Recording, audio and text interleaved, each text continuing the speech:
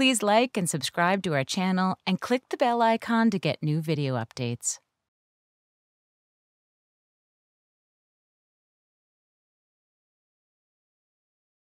I didn't get into the university course that I wanted when I finished secondary school, high school, and I didn't know what to do. I wasn't entirely sure what to do with my life, and I looked at my options and I decided that I would join a missionary organization because I thought, why not? There's the possibility of travel and maybe even the possibility of learning a new language. And so I got the application to join this missionary organization, and it was the kind of application you'd expect from a Christian missions agency. Is religion important to you? What does your priest or your minister say? Tell us a little bit about your faith, etc. Are you used to intercultural experiences? All of those things were really fine for me to fill out in the application form. And then it had this question that said, have you ever been involved with the following? And there were 4 tick boxes. One said alcoholism.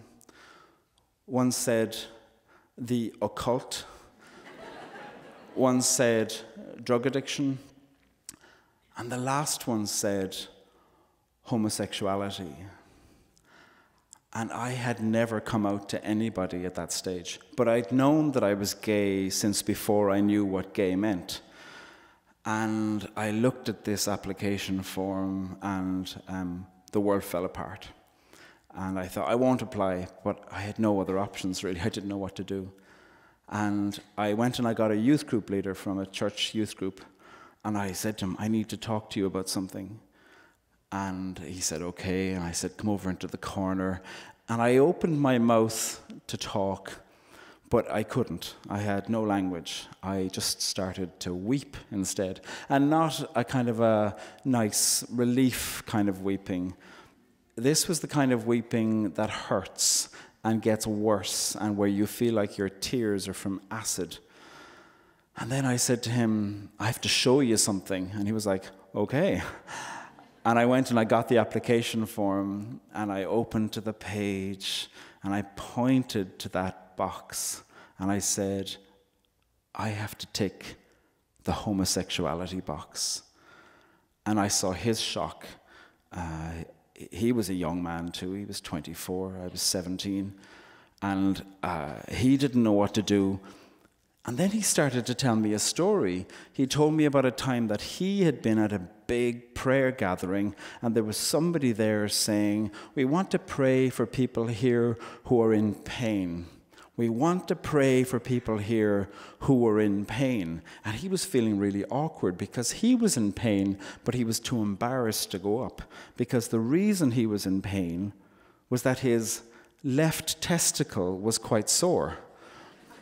But he didn't want to go up to the nun at the front of the church to say to her, my left testicle is in pain. And he was telling me this after I'd just come out to him. So I was thinking about his balls and wondering, why are you talking? And I realized he was trying to say something embarrassing, and he thought, well, you've just come out, so I'll talk about my left ball. It didn't quite comfort me, really. Anyway, I did apply to join this religious organization. I did tick that 4th box, and I felt like an abomination. The Irish word for abomination is adófrucht. And that comes from an old word meaning monster. And I felt monstrous. I used to practice saying, I hate myself in all the languages I knew. So, is fúil nom hen in Irish, or je me déteste in French, or this in sign. I hated myself so much. So I joined this missionary organization. And because I ticked that box, that monster box, shortly after I joined, they'd arranged an exorcism for me, but it didn't work. So there was another one and another one. And they got worse. People screaming holy words in your ear that felt anything but holy, using language that is meant to be elevated but actually was terrible. And when 3 exorcisms hadn't worked, it was decided that maybe I should go to what was called reparative therapy. Now, reparative therapy is neither reparative nor therapeutic. The idea is that somehow you can be turned straight by somebody with no qualifications or accountability, asking you invasive questions. One of the reparative therapists, I went for about 2 years, there was 2 different ones. One of them used to start off each session with a little tick sheet. And he used to ask the questions in the tick sheet in the medical plural. Have we been thinking about men this week? I'm 19, of course I've been thinking about men. Have we been fantasizing about men this week? Have we been flirting with anyone this week? And unfortunately, I was a nun magnet, so the only people that were flirting with me were a bunch of frisky nuns who had a really, really creative understanding about what celibacy meant. And then one time, I was just saying no to these questions. One time he said to me, okay, look, have we been walking down the street, seeing a guy we like, indicating to him, going up a dark alleyway and having sex in the dark alleyway? And I was like, no. One time he really got annoyed at me and he went, okay, have we, for instance, been imagining ourselves sitting on the floor by the sofa with our head in a lover's lap while our lover strokes our hair? And I wanted to say, well, I haven't.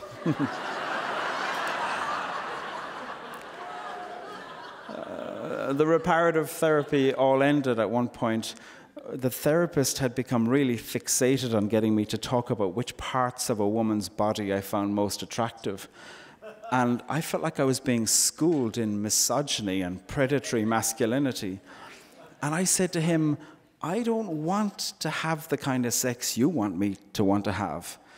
And he said, you know what your problem is, Pádraig? Your problem is language. And unbeknownst to me, we are accidentally on my territory. And he said, you're selfish. You shouldn't want to have sex with a woman. You should want to give sex to a woman. And I realized, this is bullshit.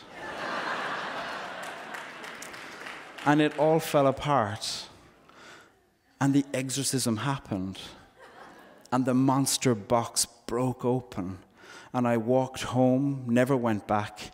And the world was suddenly wide and wild and wonderful and frightening for me, because I didn't know what to do now.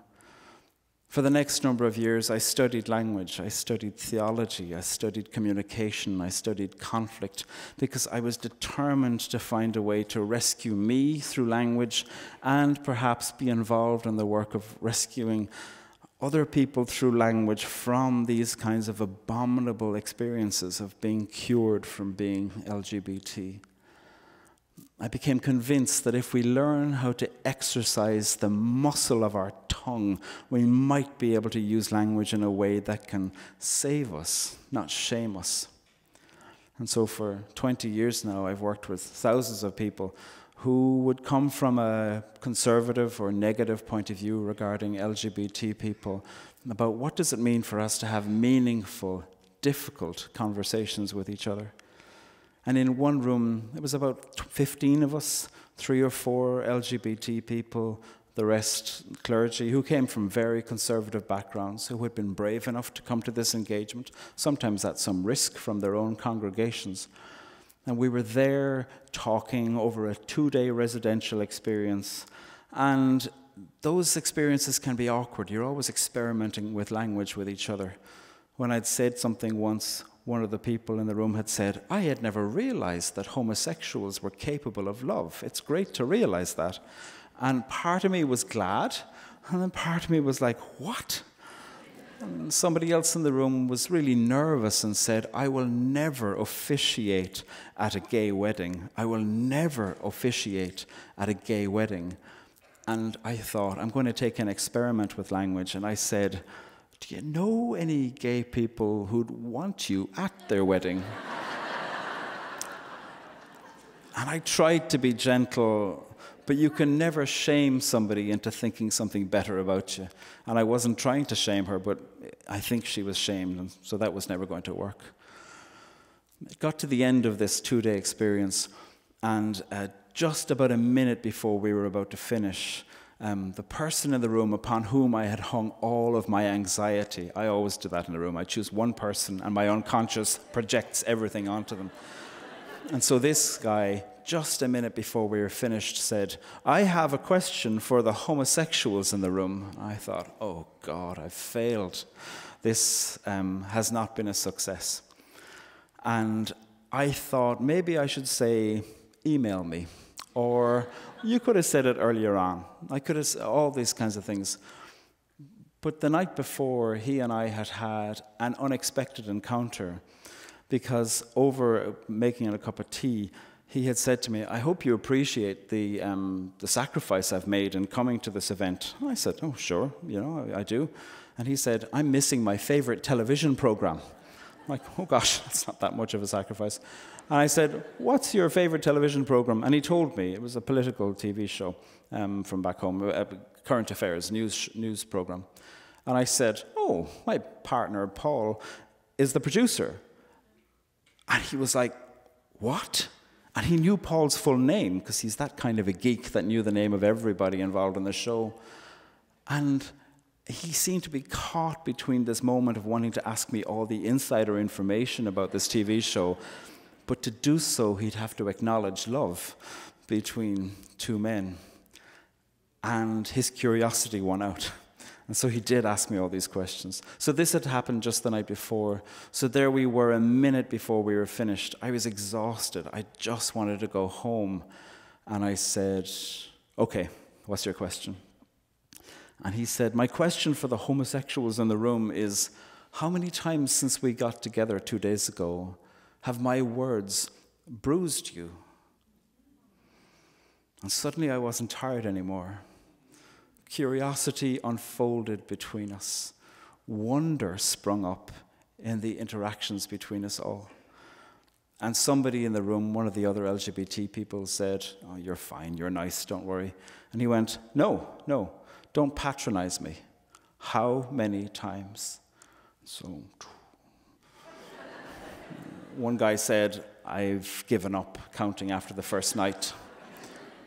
And he said, are you telling me that every time I come in, you come into the room and meet someone like me, that you have to protect yourself? And one of the women in the room said, it's not just come into this room, it's turn on the radio, it's hear ourselves being discussed.